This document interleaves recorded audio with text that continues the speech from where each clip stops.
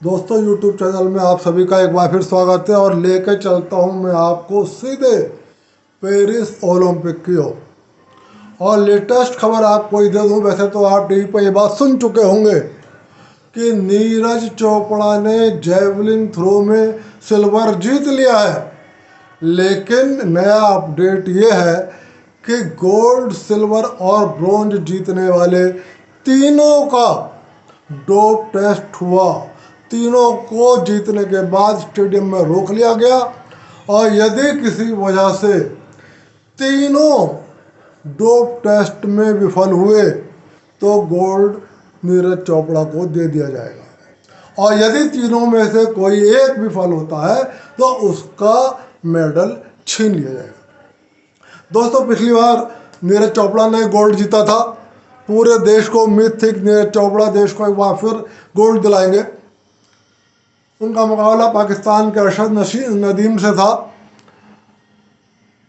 लेकिन दुर्भाग्य रहा कि क्वालिफाइंग राउंड में पहले नंबर पे होने के बावजूद मेन फाइनल मुकाबले में अरशद नदीम नीरज चोपड़ा से आगे हो गए। दरअसल नीरज चोपड़ा ने खुद भी बताया और उनके पिता ने भी बताया कि नीरज चोपड़ा काफ़ी दिनों से कूल्हे के नीचे की मांसपेशियों से के खिंचाव से जूझ रहे और डॉक्टरों ने उनको एक बड़ा ऑपरेशन सजेस्ट कर रखा है, जिसको वो काफ़ी दिन से अवॉइड कर रहे हैं और दवाओं के सहारे ही उस दर्द को सहने का या ख़त्म करने का उस बीमारी को प्रयास कर रहे हैं। और दुर्भाग्य कुछ ऐसा रहा कि अरशद नदीम ने शुरू में ही भाला जितनी दूर फेंक दिया, उसके बाद नीरज चोपड़ा दबाव में आ गए और दबाव में आने का परिणाम ये हुआ कि नीरज चोपड़ा ने 5 बार फाउल कर दिया। खैर कोई बात नहीं है, नसीब की बात है। फिलहाल नीरज चोपड़ा को सिल्वर जीतने की बहुत बहुत बधाई। और यदि डोप टेस्ट में कुछ और परिणाम होता है तो जैसा भी परिणाम होगा, यदि मान लो किसी वजह से उनको गोल्ड मिल जाता है तो ये और भी अच्छा होगा, भारत के लिए बहुत अच्छा होगा, क्योंकि देश की जनता फिलहाल एक गोल्ड की तरफ आस लगाए बैठी है। एक और अच्छी बात हुई है कि अरशद नदीम जो पाकिस्तान का है और नीरज चोपड़ा जो भारत का है, दोनों की मां ने एक दूसरे को अपना बेटा बताकर खेल भावना का परिचय दिया है। ये बहुत अच्छी बात है कि खेलों में सभी खिलाड़ी और सभी खिलाड़ियों के शुभचिंतक और सभी खिलाड़ियों के परिवारजन ऐसी खेल भावना दिखलाएं तो निश्चित रूप से बहुत अच्छा होगा।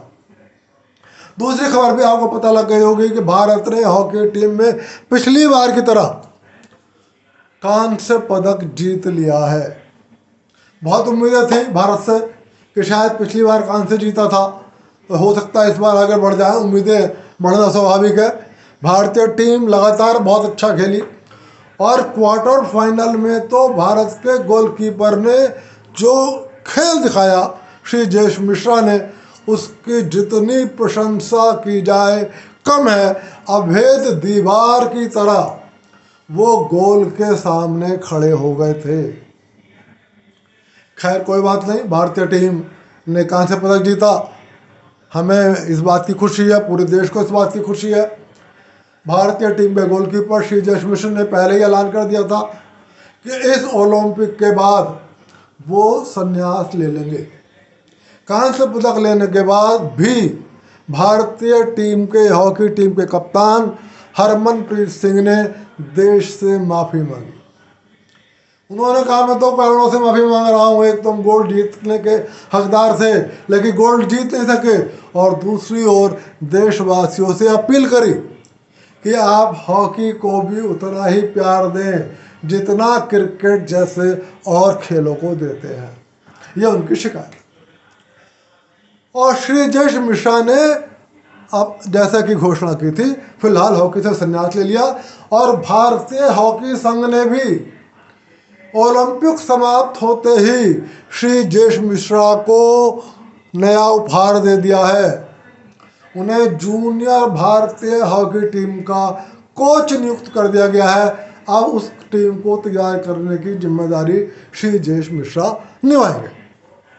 दोस्तों, दिनेश मिश्रा का मामला सबको पता है, कोर्ट में चलाई गया है। मैं समझता हूँ कि शायद भारतीय समय के अनुसार 5:30 बजे सुनवाई शुरू होनी थी और अब 5:30 से कुछ ऊपर हो रहा है। हो सकता है सुनवाई शुरू हो गई हो।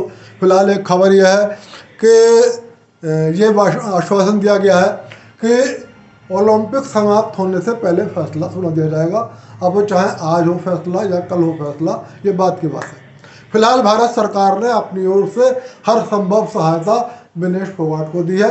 देश के श्रेष्ठतम वकीलों में से एक हरीश साल्वे को उनका मुकदमा लड़ने की जिम्मेदारी दी गई। क्या होगा, इस पर कोई टिप्पणी करना इसलिए गलत है क्योंकि अब ये मामला कानूनी दांवपेच में उलझ गया है। यदि हरीश साल्वे विनेश फोगाट को सिल्वर दिला पाते हैं तो निश्चित रूप से पूरे देश को खुशी होगी, और यदि वो मान लो किसी वजह से विपरीत भी फैसला आता है तो सभी को खेल भावना के साथ इसको स्वीकार कर लेना चाहिए।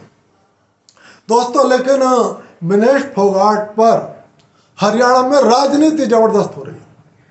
कांग्रेस, आप पार्टी और भाजपा तीनों अपने अपने दृष्टिकोण से प्रतिक्रियाएं दे रही हैं।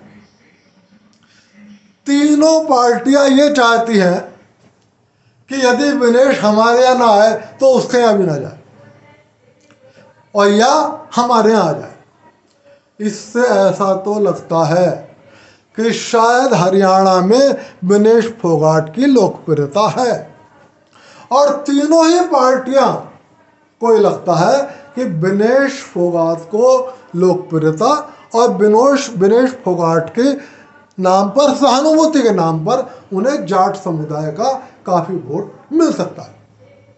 वैसे भी हरियाणा में हम पिछले कुछ समय से देख रहे हैं जाट बनाम गैर जाट की राजनीति होने लगी है। हालांकि जातियों की राजनीति होना दुर्भाग्यपूर्ण है, लेकिन हो रही है तो हो रही है। फिलहाल वहाँ के जो समीकरण हैं, भाजपा को थोड़े से जाट वोटों सहित, वो जाट जो जातिवाद में विश्वास नहीं रखते, और बाकी हिंदू वोटों पर ही उनका आसरा है और उसी पे उनका भविष्य टिका है।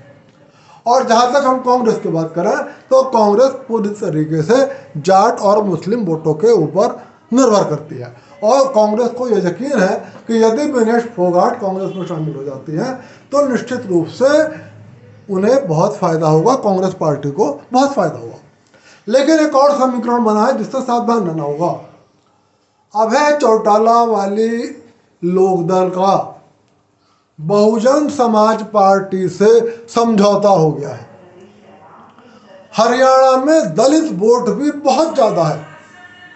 यदि किसी वजह से दलित वोट और जाट वोट एकजुट हो गया तो कांग्रेस और भाजपा दोनों देखते रह जाएंगे। लेकिन यह इस पर निर्भर करता है कि जाट कितना दलित के साथ जाना पसंद करता है और दलित कितना जाट के साथ जाना पसंद करता है। लेकिन बोर्ड का समीकरण यह बिल्कुल निश्चित है कि यदि बसपा के वोट ने और जाट वोट ने एकजुट होने का फैसला कर लिया तो हरियाणा से चमत्कारिक परिणाम भी आ सकता है, और यदि यह वोट एकजुट नहीं हुआ तो बहुत कड़ा मुकाबला कांग्रेस और भारतीय जनता पार्टी के बीच में होगा। फिलहाल कौन भारी होगा अभी नहीं कुछ कह सकते। अभी तो देखने में निश्चित रूप से कांग्रेस का पलड़ा कुछ भारी सा महसूस हो रहा है, लेकिन ये सब अटकलें हैं और इन अटकलों का इंतजार करते रहिए। अभी चुनाव में समय है, ये पता नहीं कितने दौर बदलेंगे, कितनी घटनाएं घटित होंगी, पता नहीं कब किस और कौन सी जाति का वोट मुड़ना शुरू हो जाए। इन अटकलों को देखते रहिए और आप देखते रहिए मेरा ये यूट्यूब चैनल। जो भी कोई नया अपडेट आएगा, जो भी कोई नई खबर आएगी, जो भी ओलंपिक के मैदान से खबर आएगी या ओलंपिक के मैदान से बाहर खबर आएगी, उसको लेके कल फिर आपके पास आऊँगा। देखते रहिए मेरा यूट्यूब चैनल। और फिर अपील कर रहा हूँ कि यदि आपको मेरा ये वीडियो पसंद आए तो लाइक कर देना, और यदि आपको मेरा ये चैनल अच्छा लगे तो सब्सक्राइब कर देना। और आप सभी को मेरा बहुत बहुत नमस्कार।